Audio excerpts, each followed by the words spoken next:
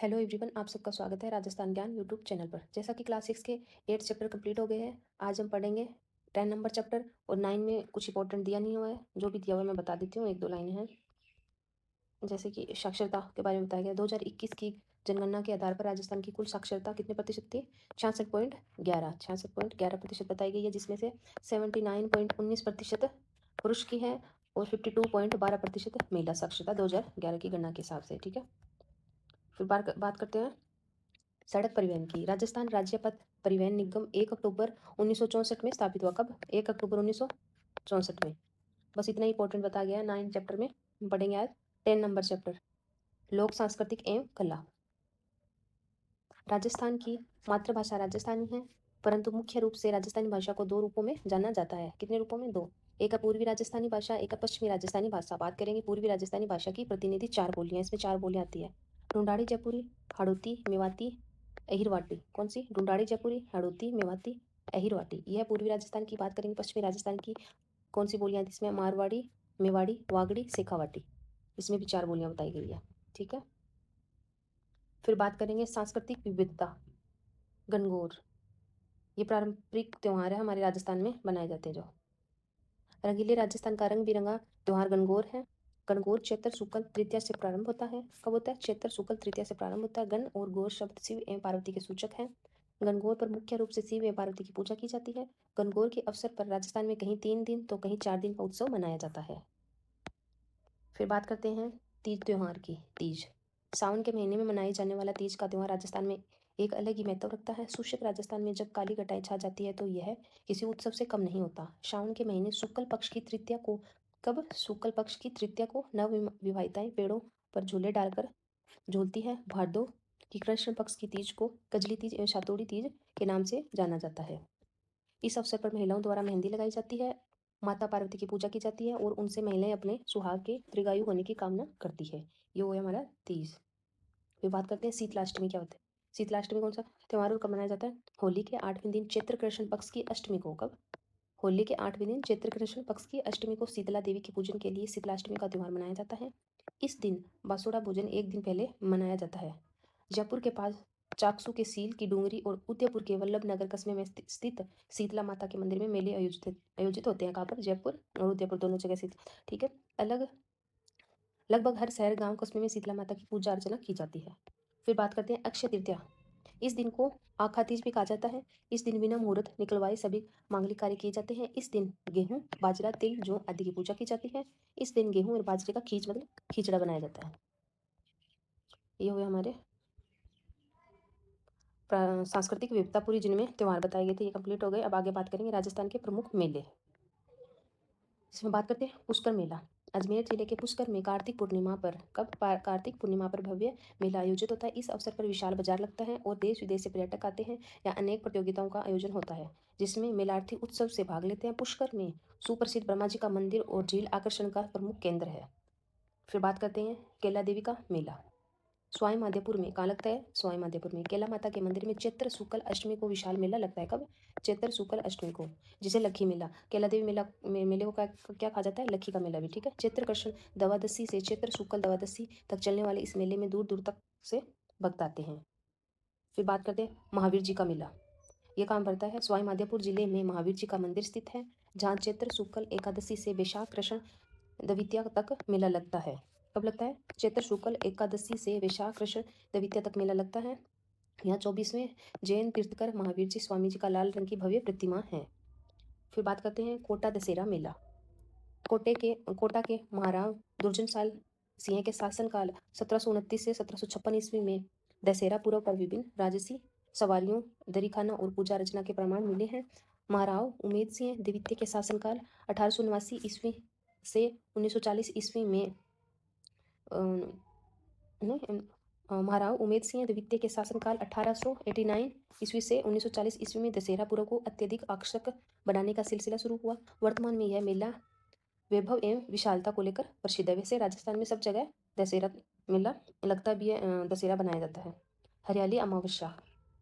उदयपुर में लगने वाले इस मेले की शुरुआत महाराणा फतेह सिंह ने 1899 ईस्वी में की थी। किसने की थी? महाराणा फतेह सिंह ने। ठीक है, उदयपुर। यहाँ प्रतिवर्ष हरियाली अमावस्या को भव्य मेला आयोजित किया जाता है। हिंदू सभ्यता में लोग इसे सावन की शुरुआत के तौर पर मानते हैं। सावन माह के कृष्ण पक्ष में लगने वाला, कब लगता है? सावन माह के कृष्ण पक्ष में लगने वाला यह मेला सावन और उससे मिलने वाली खुशी को संचार करता है। फिर अब बात करेंगे ख्वाजा मोइनुद्दीन चिश्ती का उर्स।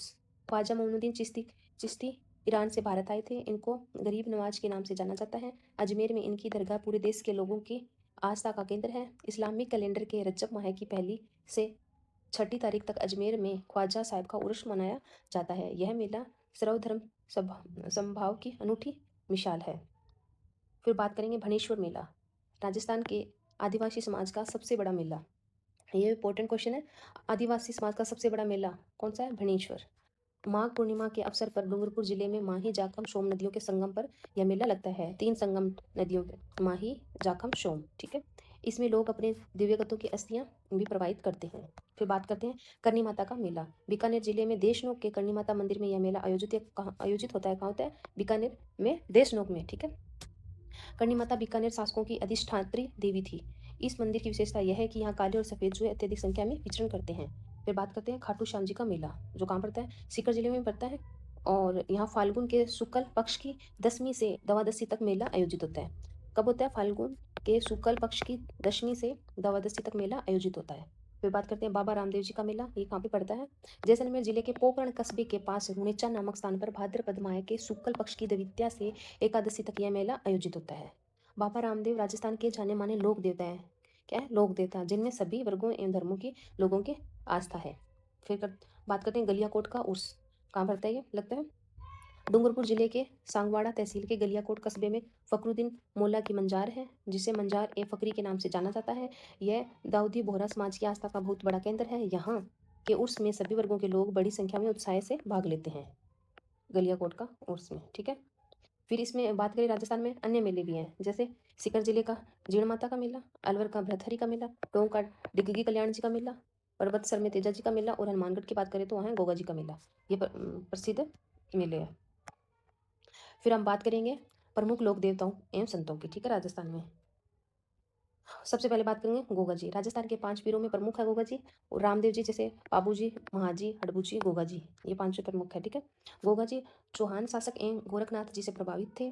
भाद्रपद कृष्ण नवमी को गोगा नवमी के रूप में मनाया जाता है। कब मनाया जाता है? भाद्रपद कृष्ण नवमी को गोगा नवमी के रूप में मनाया जाता है। इस दिन गोगा जी की पूजा अर्चना की जाती है। गोगा मेड़ी हनुमानगढ़ में महीने भर तक चलने वाला मेला लगता है। फिर बात करेंगे तेजा जी लोक देवता की। तेजा जी ने गोधन की रक्षा के लिए अपने प्राणों की बाजी लगा दी थी। और भाद्रपद शुक्ल दशमी को पर्वतसर में तेजा जी की स्मृति में विशाल पशु मेला आयोजित होता है। कब लगता है ये मेला? भाद्रपद शुक्ल दशमी को। ठीक है, तेजा जी की गाथा एवं गीत बहुत प्रसिद्ध है। फिर बात करते हैं पाबू जी की। पाबू जी राठौड़ों को राठौड़ को ऊंटों के देवता के रूप में, अब ये भी क्वेश्चन इंपॉर्टेंट है, ऊंटों के देवता पाबू जी। ठीक है, पाबू मंड उनका मुख्य स्थान है। फड़ चित्रण में पाबू जी का जीवन चित्रण दिखाया जाता है। फिर बात करते हैं रामदेव जी। रामदेव जी लोक देवताओं में सबसे प्रमुख अवतारी पुरुष माने जाते हैं। वे सांप्रदायिक सौहार्द के प्रेरक थे। मुस्लिम समाज भी उनको रामासा पीर के रूप में मानते हैं। और रामदेवरा में भाद्रपद माह में विशाल मेला आयोजित है। कब? भाद्रपद माह में। ठीक है, और इन सबके अतिरिक्त मल्लीनाथ जी, देवनारायण, हडबू जी आदि भी राजस्थान के प्रमुख लोक देवता माने जाते हैं। बात करते हैं मीराबाई। मीराबाई का जन्म मेड़तिया राठौड़ वंश में कुड़की ग्राम मेड़ता में हुआ था। कहाँ हुआ था? मेड़तिया राठौड़ वंश में हुआ था, और कुड़की ग्राम मेड़ता में हुआ था। ठीक है, और भक्तिमती मीराबाई का विवाह मेवाड़ के सिसोदिया वंश के महाराणा कुमार भोजराज के साथ हुआ था। किसके राज? महाराणा कुमार भोजराज के साथ। सिसोदिया वंश के थे वो, मेवाड़ के। फिर बात करते हैं दादू दयाल। दादू दयाल ने कर्मकांड, जाति प्रथा, मूर्ति प्रथा, रूढ़िवादिता आदि कुरीतियों का विरोध किया। 1585 ईस्वी में फतेहपुर सीकरी में इन्होंने अकबर से भेंट की, और फिर राजस्थान में आकर भक्ति का प्रसार करते रहे। 1603 ईस्वी में नारायणा गांव में इन्होंने देह त्याग दी। इन्होंने निर्गुण भक्ति की थी। ठीक है, फिर बात करते हैं जाम्बो जी। जाम्बो जी महाराज बिश्नोई संप्रदाय के प्रवर्तक थे। इनका जन्म 1500 ईस्वी की भाद्रपद कृष्णा अष्टमी, 1451 ईस्वी की पिपासर नागौर नामक गांव में हुआ। मतलब ये इंग्लिश कैलेंडर के हिसाब से बताया गया है। ठीक है, और हिंदी के भी। जाम्बो जी के उपदेशों पर चलते हुए बिश्नोई समाज निरंतर पर्यावरण की रक्षा एवं जीव हत्या के विरोध में प्रयासतर है, जो अनुकरणीय है। ये जाम्बो जी ठीक है। फिर जसनाथी जी किस बारे में बात करते हैं। जसनाथी जी का जन्म कतरियारसर बीकानेर में हुआ था। इन्होंने गोरखनाथ जी से प्रभावित होकर तपस्या की और चमत्कारी योगी हो गए। फिर बात करते हैं श्रद्धा नाथ जी। राजस्थान के शेखावाटी क्षेत्र में संत श्रद्धानाथ जी ने सभी शिक्षित न होते हुए भी जन जन में शिक्षा की अलख जगाई। इन्होंने अपरिग्रह क्षमता एवं चित्रण निर्माण की शिक्षा प्रदान की। सीकर जिले के लक्ष्मणगढ़ में त्याग एवं तपस्या के प्रतीक एवं एक आश्रम का निर्माण करवाया जो सभी वर्गों के लिए पवित्र स्थल है। इनकी मान्यता थी कि स्वस्थता में ही ईश्वर का निवास होता है। यह आश्रम का आदर्श वाक्य बन गया। फिर बात करते हैं हस्तकला राजस्थान में।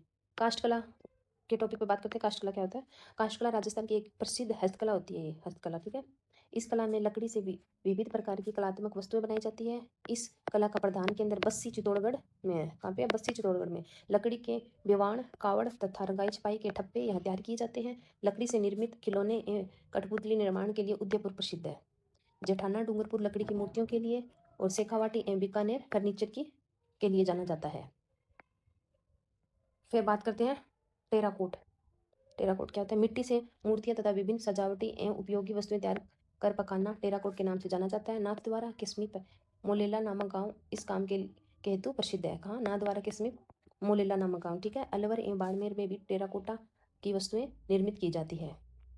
तो बात करते हैं ब्लू पाटरी। ब्लू पाटरी क्या होती है। चीनी मिट्टी के सफेद बर्तनों पर किए गए नीले रंग के अंकन को ब्लू पाटरी के नाम से जाना जाता है। इसके अतिरिक्त ब्लैक पाटरी सुनहरी पाटरी आदि भी प्रसिद्ध हैं। इनके द्वारा डिजाइनर कप प्लेट अन्य बर्तन और खिलौने और सजावटी सामान जैसे फूलदान आदि बनाए जाते हैं। फिर बात करते हैं लाख का काम। लाख के काम से चपड़ी को पिघलाकर उसमें चाक मिट्टी बिरोजा आदि मिलाकर गूंथ लिया जाता है। उसी से विभिन्न चीजें तैयार की जाती है। सजावट के लिए कांच या मोती लगाए जाते हैं। जिसमें जयपुर और जोधपुर आभूषणों के लिए प्रसिद्ध है। लाख के आभूषणों के लिए कहाँ? जयपुर और जोधपुर प्रसिद्ध है। फिर बात करते हैं आभूषण। जयपुर जोधपुर बीकानेर उदयपुर विख्यात है। मूल्यवान पत्थरों को तराशने का काम जयपुर में होता है। कांच पर बारीकी सोने की नक्काशी का काम थेवा कला कहलाती है। ये भी इंपॉर्टेंट है। कांच पर बारीक सोने की नक्काशी का काम क्या कहलाता है? थेवा कला। जिसके लिए प्रतापगढ़ प्रसिद्ध है। कौन प्रसिद्ध है? प्रतापगढ़ ठीक है। प्रतापगढ़ की जनजातियों में पीतल और चांदी के आभूषण के लिए विशेष विख्यात है। तो बात करते हैं कपड़े पर छपाई। बगरू सांगानेर अकोला बाड़मेर काला डेरा पाली बस्सी इन कामों के लिए विशेष प्रसिद्ध है। गोबर तिल्ली का तेल बकरी की मैंगनी और सांडे के मिश्रण से एक घोल बनाया जाता है। इसमें कपड़े को पूरी रात भिगोने के बाद सुखाया जाता है। सूखने के बाद उसे फिर से हरड़ के घोल में डुबाया जाता है। फिर लकड़ी के छापों बॉक्स से इन पर छपाई की जाती है। छपाई के लिए पहले सीमित और प्राकृतिक रंगों का उपयोग होता था लेकिन अब के बाद सिंथेटिक अप्राकृतिक रंग भी उपयोग में लिए जाते हैं अब ठीक है। फिर बात करते हैं कसीदाकारी एवं गोटाकारी। कसीदों में मुख्यतः पशुओं के चित्र उकेरे जाते हैं। कई जगहों पर कपड़ों को तरह तरह से काटकर कपड़ों पर सील दिया जाता है जिसे पेचवर्क कहा जाता है। गोटे किनारी आरी तारी का काम भी राजस्थान के लिए विशेषता है। राजस्थान की विशेषता है। राजस्थान को रंगीला राजस्थान भी कहा जाता है। बात करें अंचल। अंचल क्या होता है? एक क्षेत्र। लोक देवता क्षेत्र विशेष में पूजे जाने वाले देवता उनको क्या कहते हैं? लोक देवता। नकाशी पत्थर धातु लकड़ी आदि पर खोद कर किया जाने वाला कलात्मक कार्य क्या कहलाता है? नकाशी। ओके थैंक यू धन्यवाद। फिर मिलते हैं कल।